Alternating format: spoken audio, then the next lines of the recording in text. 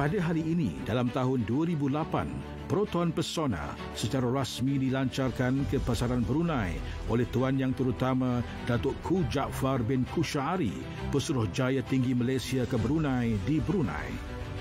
Perusahaan automobil nasional Proton mengeksport model terbaharunya itu menerusi Worldwide Motor Sendirian Berhad, pengejar tunggalnya di Brunei sejak tahun 1999. Model sedan yang dibangunkan sepenuhnya oleh Proton ini menggantikan model popular Proton Wira.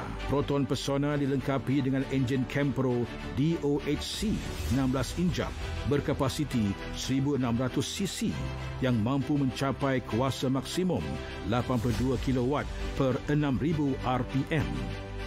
Ia didatangkan dengan 7 pilihan warna iaitu ungu, blueberry tea, emas, light gold, hitam, tranquility black, perak, metal grey, merah, solid red dan putih, solid white.